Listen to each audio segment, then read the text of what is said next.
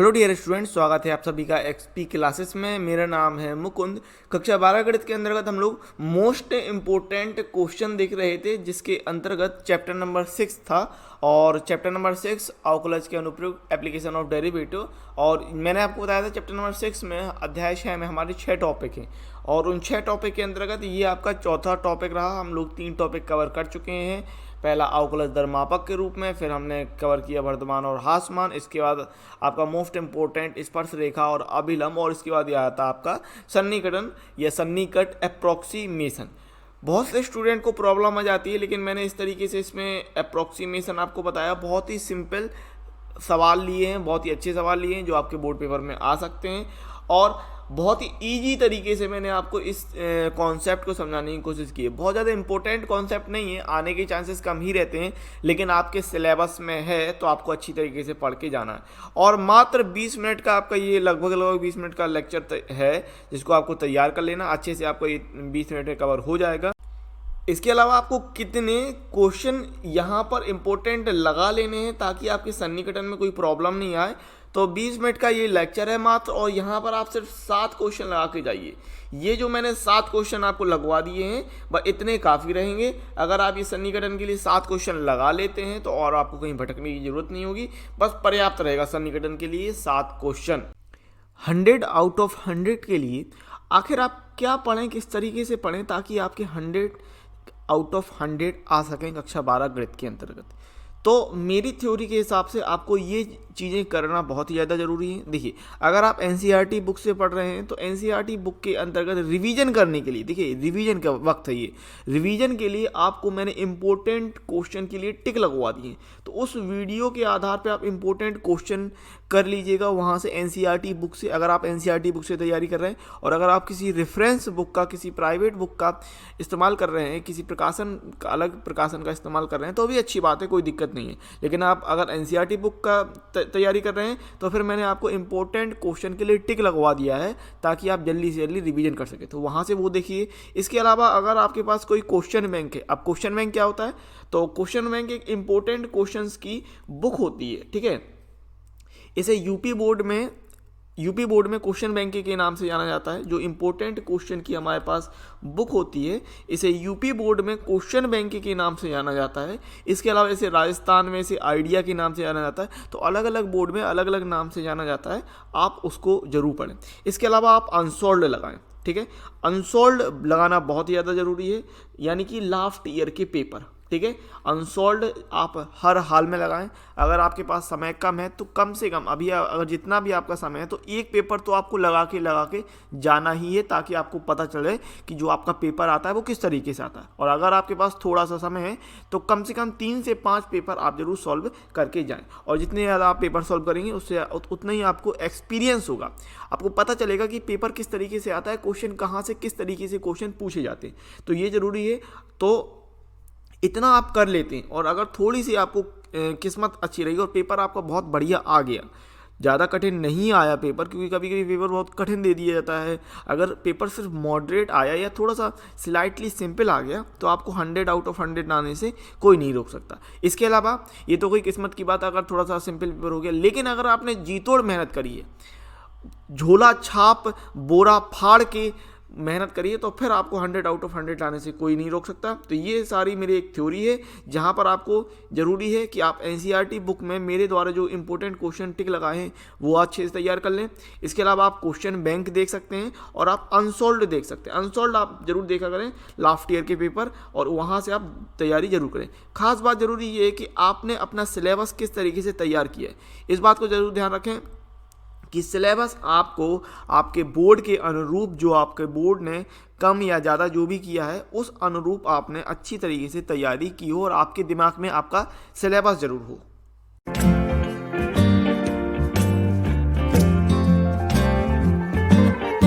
अगला टॉपिक जो आपको पढ़ना है वो है आपका सन्निकट यानी अप्रोक्सीमेशन। बहुत ही सिंपल कॉन्सेप्ट है और बहुत ही ज्यादा हार्ड तरीके से मैं बताने वाला नहीं हूँ। काफी स्टूडेंट को दिक्कत आ जाती है सन्निकट में, लेकिन बहुत ही सिंपल तरीके से आप ये कॉन्सेप्ट समझने वाले हो। तो इसमें 2 फॉर्मूले हैं बेसिकली, और दोनों फॉर्मूले आपको अच्छे से ध्यान रखने हैं। तो सन्निकटन के अंतर्गत पहला फॉर्मूला आपका रहेगा कि माना y बराबर, अगर f(x) एक फलन इस प्रकार से ले लिया, x का एक फलन है, तो फलन का सन्निकटन मान आपसे डायरेक्ट पूछेगा, सन्निकटन मान और सन्निकट परिवर्तन, मान पूछता है और सन्निकट परिवर्तन पूछता है, ठीक है, कि कितनी वृद्धि हो रही कितनी कमी हो रही, इस प्रकार से पूछता है सवाल। तो सन्निकटन मान निकालने के लिए आप निकाल रहे हो f x plus delta x बराबर f x plus f dash x into delta x, फॉर्मूले आपको याद रखने हैं, ठीक है। अब यहां पर अगर गौर करेंगे तो ये जो एफ डैश एक्स और डेल्टा एक्स की वैल्यू दे रहा है ये मान, ठीक है, ये इतना मान, तो ये कहलाता है आपका सन्निकटन परिवर्तन या सन्निकट परिवर्तन, ठीक है, ये कहलाता है सन्निकट परिवर्तन, जो कि दूसरे फॉर्मूले में लिखा है। तो y में सन्निकट परिवर्तन होता है डेल्टा y बराबर f dash x into delta x, ठीक है। अगर वो सन्निकट मान पूछे तो आपको सवाल, पहली बार तो सवाल में आपको पता चल जाएगा सन्निकट मान पूछ रहा है कि सन्निकट परिवर्तन पूछ रहा है।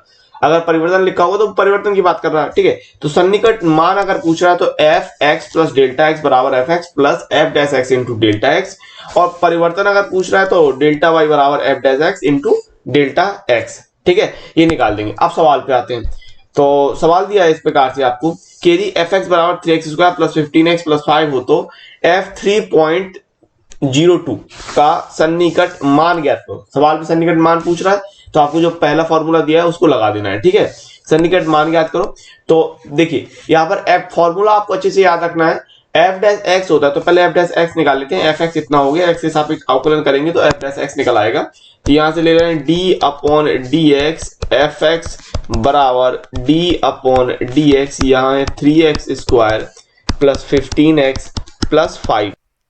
तो यहां से मिल जाएगा, ये हो जाएगा एफ डैश एक्स बराबर 3x² का हो जाएगा 6x प्लस 15x का 15 आ जाएगा, ठीक है। तो ये हो जाएगा एफ डैश एक्स। अच्छा, यहाँ पर आपको फॉर्मूला याद रखना है। फॉर्मूला क्या होता है? सबसे पहली बात तो फॉर्मूला होता है f x plus delta x बराबर f x plus f dash x into delta x, ठीक है। डेल्टा एक्स कहते हैं या डेल एक्स कहते हैं। तो यहां पर आपको ये डेल एक्स, ये एफ डैश एक्स, ये सारी वैल्यू कहां से मिलेगी? तो ये वैल्यू आपको मिलती है जो आपसे सवाल पूछा गया है, एफ 3.02 का मान। तो यहां से आप क्या करते हैं, 3.02 को लिखते हैं। 3.02 को इस प्रकार से लिखते हैं 3 प्लस 0.02 इस प्रकार से लिख सकते हैं कि नहीं, ठीक है।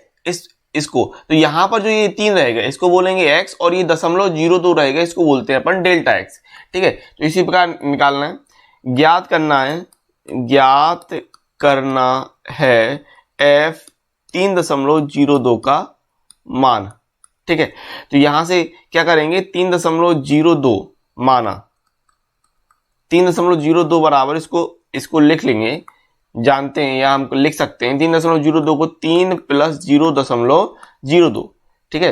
अब यहां पर माना ये x बराबर हो गया 3 और 0.02 जो है डेल्टा x हो गया 0.02, ठीक है। तो f 3.02 इसको आप लिख सकते हो f 3 प्लस 0.02 इस प्रकार से लिख देंगे, ठीक है। तो फॉर्मूला क्या होता है? सबसे पहली बात तो फॉर्मूला होता है आपके पास f x plus delta x बराबर f x plus f dash x into delta x. तो वैल्यू पुट करते हैं। तो एफ एक्स के स्थान पे अपन को कितना रखना है? एफ एक्स था 3x² प्लस 15x प्लस 5, ठीक है। ये तो हो गया F x plus f dash x की वैल्यू कितनी निकाली थी? एफ डैश एक्स की वैल्यू निकाली थी ये 6x प्लस 15, तो 6x प्लस 15 ये हो गया into del x. Del x का मान रखना है 0.02। अब वैल्यू पुट करो, तो यहाँ पर वैल्यू पुट करेंगे x का मान 3 प्लस डेल एक्स का मान 0.02 बराबर, और यहाँ पर 3x का मान रखना है 3² हो जाएगा प्लस 15, 3 और प्लस 5 ये कर रहे हैं, प्लस यहाँ पर 6 गुणे 3 प्लस 15 और इंटू में डेल्टा एक्स है तो आएगा 0.02 इतना आ जाएगा, ठीक है। अब इसको हल कर लेंगे तो 3 यहाँ 3 का वर्ग 9 प्लस 15 3 45 प्लस 5, ठीक है, और प्लस 6 3 18 प्लस 15 और दशमलव में 0.2, तो 6 9 30 27 प्लस 15 और 45 और 5 कितना हो जाएगा? यहाँ से 50 ये मिला, प्लस ये हो गया 33 इंटू 0.02 और ये हो जाएगा 77 प्लस दशमलव का 66। तो आंसर आ जाएगा 77.66। ये हो जाएगा आंसर। अभी आपको इन दोनों क्वेश्चनों के आंसर मुझे कमेंट्स करके बताने हैं। वीडियो को पॉज कीजिए यहीं पर। बिल्कुल सेम सवाल है, कोई अंतर नहीं है। दोनों ही जो सवाल मैंने दिए हैं बिल्कुल सेम टू सेम ऊपर वाले की तरह सवाल है। आपको लगा के बताना कि इनके आंसर कितने आ रहे हैं। पहला दिया है f 3.02 का सन्निकट मान ज्ञात कीजिए, जहां पर fx दिया है 3x² + 5x + 3। 2019 में पूछा गया ये सवाल है। इसके अलावा अगला सवाल कह रहा है कि f 5.001 का सन्निकट मान ज्ञात कीजिए, जहां fx बराबर x³ - 7x² + 15 है। 2018 में पूछा गया सवाल है। दोनों ही सवालों के आंसर को आप कमेंट्स करके मुझे बताइए। अगला सवाल देखते हैं। ये आपको दे रहा है कि 0.007 की पावर 1/3 का सन्निकट मान अवकलन का प्रयोग करके ज्ञात कीजिए। 2016 में पूछा गया सवाल है। ठीक है, तो इस सवाल को लगाना है समझ लीजिए। पहले ये बात देखिए, ये दिया है ना, इसको फलन के रूप में लिखेंगे। तो यहां पर अपन मान लेंगे कि माना fx बराबर, ये मान लेंगे x की पावर 1/3। ठीक है, जो आपको दिया होता है उसी फॉर्म में अपन फलन मान लेते हैं। fx बराबर x की पावर 1/3। अब इसका f' निकालेंगे तो x के सापेक्ष अवकलन करेंगे तो d/dx fx बराबर d/dx x की पावर 1/3। तो ये कितना हो जाएगा, ये हो जाएगा f' बराबर घात आगे जाएगी 1/3 और घात में एक की कमी करना है 1/3 - 1। तो यहाँ से हो रहा है 1/3 x की पावर लास आएगा 3 का 1 - 3। तो 1/3 इंटू एक्स की पावर माइनस का 2/3। ठीक है, तो यहाँ से अपने f' निकाल लिए। f' आ गया कितना 1/x की 1/3। ये हो जाएगा 1/3 इंटू एक्स की पावर 2/3। अभी देखिए यहाँ आपको क्या सोचना है, जो आपको दिया था 0.007। अब इस प्रकार से आपको सोचना है कि आपने फलन क्या माना, x की पावर 1/3 माना फलन। तो 0.007 में क्या सोच सकते हो, 8 एक घनमूल होता है। ठीक है, 8 का अगर घनमूल निकालें तो 8 का घनमूल 2 हो जाता है। ये बात सही है।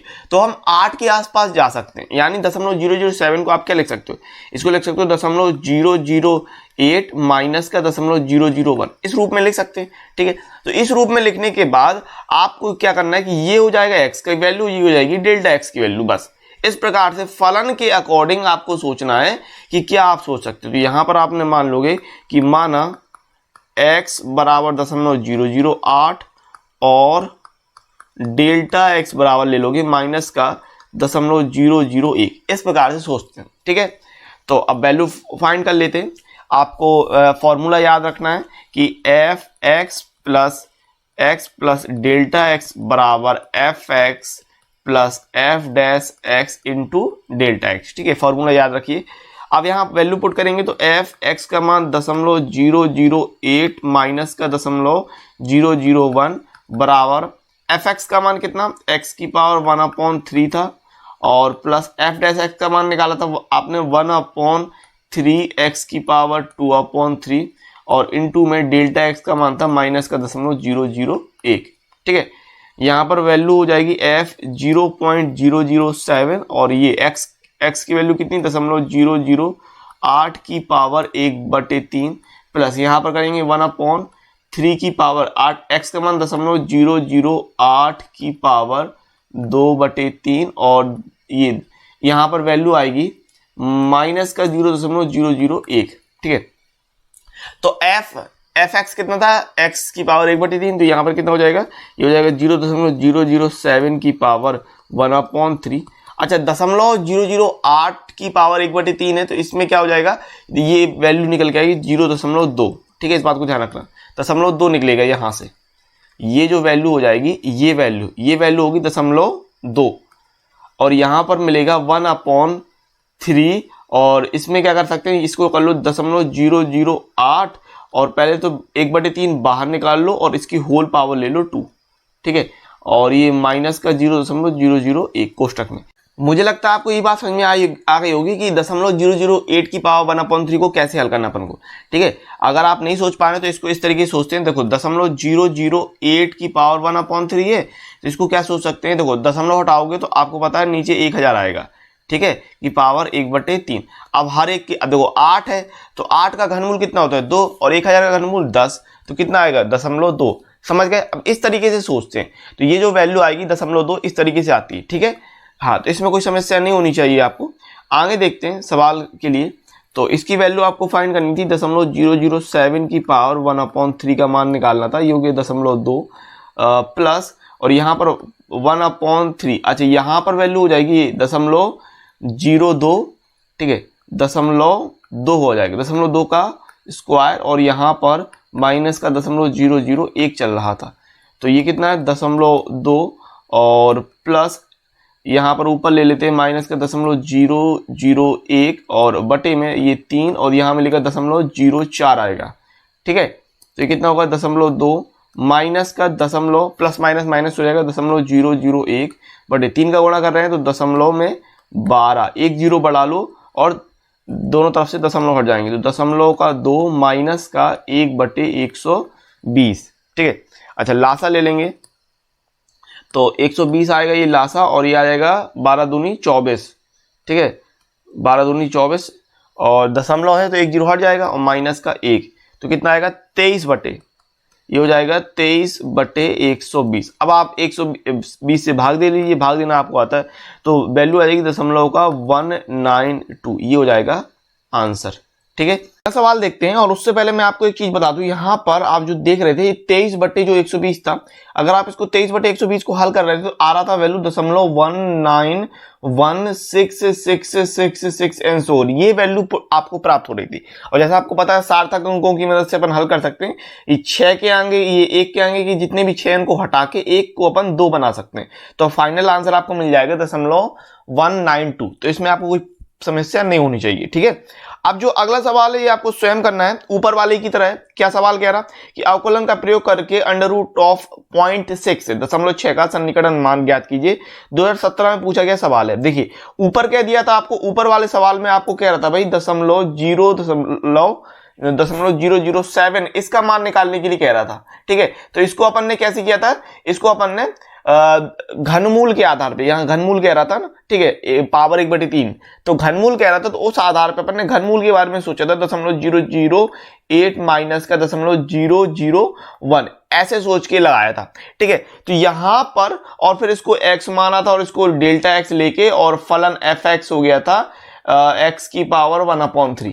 ऊपर वाले सवाल में आपने ऐसे ही सोचा था। इस वाले सवाल में क्या सोच लेंगे, इस वाले सवाल में भी आप ऐसे सोच सकते हो कि पहली बात तो फलन क्या मान लेंगे अपन, fx बराबर √x, फलन ही हो जाएगा, और 0.6 है यहां पर, आप इसको इस प्रकार समझ सकते हैं 0.6। अब देखिए 0.6 के आसपास आप क्या सोच पा रहे हो, मेन बात ये, क्योंकि जब भी किसी चीज का आप वर्क करेंगे तो दशमलव के बाद 2 अंक आएंगे निश्चित तौर पे, तो 2 अंक बनाने के लिए आप 2 अंक पहले इसको कर लो, तो 0.6 को अपन लिख सकते हैं 0.60। अब आप कुछ सोच पा रहे हो, 64 में अगर दशमलव का 0.4 हटा दे तो आ जाएगा, यानी आप 0.6 को आप लिख सकते हैं 0.64 माइनस का 0.04, ठीक है, 0.64 माइनस का 0.04। अब दोनों ही आपके आसानी से बन जाएंगे, ये हो जाएगी वैल्यू x की, ये वैल्यू x की ले रहे हैं, और माइनस का 0.04 वैल्यू ले लेंगे डेल्टा x। तो इसका आपको मुझे आंसर बताना है कि इसका आंसर कितना आ रहा है, ठीक है। अगला सवाल देखते हैं।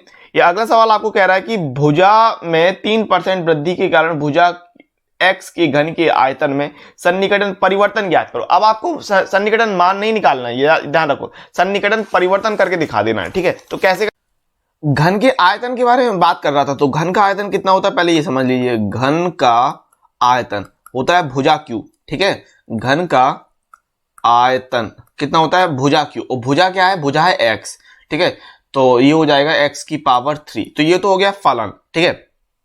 अब सन्निकटन परिवर्तन, तो मैंने आपको ऊपर सन्निकटन परिवर्तन के लिए फॉर्मूला लिखवाया था कि डेल्टा y बराबर f dash x into delta x, ये होता है, ठीक है। तो पहले तो डेल्टा x देखेंगे, डेल्टा x क्या होगा, डेल्टा x कह रहा है भुजा में 3% वृद्धि, ठीक है, तो यहां से अपन डेल्टा x निकाल लेते हैं।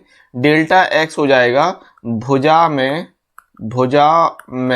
3%, ठीक है, भुजा का 3%, तो x गुणे भुजा का 3%, ठीक है, यह का ले लेते हैं, भुजा का 3%, तो x का 3%, 3/100, तो यहां से डेल्टा x की वैल्यू हो गई, डेल्टा x का मान आ गया 3x/100, ठीक है, ये तो हो गया डेल्टा x का मान। अब आगे f डैश x की बात कर रहा था, तो fx कितना होगा, फलन एफ एक्स। तो फलन एफ एक्स है एक्स क्यूब, एक्स के सापेक्ष अवकलन कर देंगे तो D upon d x f x, D upon d x f x, D upon d x F dash D upon d x x cube, ठीक है, एक्स क्यूब। तो यहां से मिल जाएगा एफ डैश एक्स बराबर 3x स्क्वायर, ठीक है। तो ये तो हो गया एफ डैश का मान, और यहां से ये डेल्टा एक्स का मान निकाल लिया था, और ये हो गया एफ डैश एक्स का मान। अपन को निकालना है आयतन में सन्निकटन परिवर्तन, और फॉर्मूला आपके पास ये है, तो लगा देते हैं यहां से आयतन में सन्निकटन परिवर्तन, आयतन में सन्निकट परिवर्तन, ठीक है, आयतन में सन्निकट परिवर्तन यानी कि डेल्टा y बराबर f dash x into delta x. Value put करेंगे 3x स्क्वायर इंटू में, और यहाँ पर है 3x अपॉन 100, ठीक है, 3x अपॉन 100। तो ये कितना हो जाएगा, यहाँ से आ जाएगा 9/100 और x की पावर 3। तो यहाँ से आप कह सकते हैं फाइनल आंसर आ गया अपने पास 0.09 और x क्यूब, और आयतन के बारे में बात कर रहा था तो मीटर क्यूब, ठीक है। तो ये हो जाएगा आंसर। अगला सवाल देखते हैं, ये कह रहा है यदि y बराबर x की 4 माइनस 10 तथा x 2 से 1.99 में परिवर्तित होता है तो y में सन्निकट परिवर्तन ज्ञात कीजिए, y का मान भी ज्ञात कीजिए, ठीक है। तो यहां पर आपको सन्निकट परिवर्तन और सन्निकट मान दोनों ही फॉर्मूलों का इस्तेमाल करके वैल्यू फाइंड करनी है, ठीक है। तो y बराबर x की 4 माइनस 10 था, हमने फलन ले लिया एफ एक्स बराबर x की 4 माइनस 10, x के सापेक्ष अवकलन कर देते हैं। तो यहां से मिल जाएगा d upon d x f x बराबर d upon d x x की पावर 4 माइनस 10। तो क्या है कि d अपॉन डी एक्स और ये d upon d x f x आ जाएगा एफ डैश एक्स बराबर, यहां से मिल जाएगा 4x क्यूब, ठीक है। अब एक चीज समझो, ये तो हो गया एफ डैश एक्स की वैल्यू। वो कह रहा था कि जो x है, x 2 से 1.99 में परिवर्तित हो जाता है, ठीक है। तो यहां पर x की वैल्यू थी 2 और फिर हो गया 1.99 में परिवर्तन हो गया, तो डेल्टा x की वैल्यू निकाल लेंगे, ठीक है। डेल्टा x समझना है क्या कि पहले माना x बराबर 2 था, ठीक है, x बराबर 2, अब वो बदल गया है 1.99 में। तो इसका मतलब ये है कि ये जो वैल्यू दी है 1.99, ये किसकी वैल्यू दी है, x प्लस डेल्टा x की, ठीक है, x प्लस, क्योंकि ये परिवर्तन हो गया है ना, 1.99 में परिवर्तन हो गया। पहले x 2 था, अब उसमें परिवर्तन हुआ, और जो परिवर्तन होगा वो डेल्टा x के साथ होगा, है ना, कुछ डेल्टा x आया जिससे उसमें परिवर्तन हुआ, तो x प्लस डेल्टा x की वैल्यू 1.99 हो गई। तो यहां से अपन डेल्टा x का मान निकाल लेंगे, x का मान 2 रख के, तो ये 1.99 और डेल्टा x की वैल्यू आ जाएगी 1.99 माइनस का 2, तो डेल्टा x का मान आ गया यहाँ से माइनस का 0.01, ठीक है। तो ये हो गया x का मान, डेल्टा x का मान। अब पहले तो सन्निकट परिवर्तन ज्ञात कर लेते हैं, सन्निकट परिवर्तन, ठीक है, सन्निकट परिवर्तन। तो फॉर्मूला क्या होता है, डेल्टा y बराबर f dash x into delta x, ठीक है। तो एफ डैश एक्स का मान निकाला था अपने 4x cube into delta x का मान निकाला माइनस का 0.01, x का मान कितना रखना है, 2 रखना है, तो 4 2 की घात 3 और दशमलव में माइनस का 0.01, तो ये हो जाएगा 4 गुणे 8 इंटू में माइनस का 0.01, 8 चौको 32 हो रहा है, और इंटू में ये है माइनस का 0.01, तो 32 एकम 32 माइनस का 0.32, ये आ गया सन्निकट परिवर्तन जो वो पूछ रहा था। सन्निकट परिवर्तन ज्ञात करो, सन्निकट परिवर्तन निकाल लिया। अब निकाल लेते हैं सन्निकट मान, ठीक है, सन्निकट मान के लिए फॉर्मूला क्या होता है अपने पास, f x plus delta x बराबर f x plus f dash x into delta x, ठीक है, f dash x into delta x. और ये f dash x into delta x की वैल्यू आपने निकाल ली है ना, f dash x into delta x ये सन्निकट परिवर्तन कह रहा था, ये माइनस का 0.32 आपने यहां पर रख देंगे, वैल्यू आपने फाइंड कर ली पहले से, ठीक है। तो ये हो जाएगा एफ एक्स कितना था, एक्स की पावर 4, एफ एक्स था एक्स की पावर 4 और माइनस का 10, ठीक है, फलन इतना था, और प्लस यहां पर आएगा माइनस का 0.32। अब x की वैल्यू रख देते हैं, 2 की पावर 4 माइनस का 10 और माइनस का 0.32, ठीक है।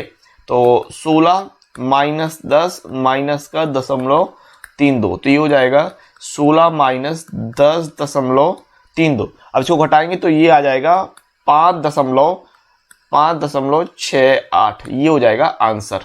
तो इस प्रकार से यह वीडियो यहीं समाप्त होता है। उम्मीद है वीडियो आपको बहुत पसंद आया होगा। यदि वीडियो आपको अच्छा लगता है तो हमारे चैनल को सब्सक्राइब करने के साथ साथ वीडियो को लाइक शेयर कमेंट्स करना मत भूलिएगा।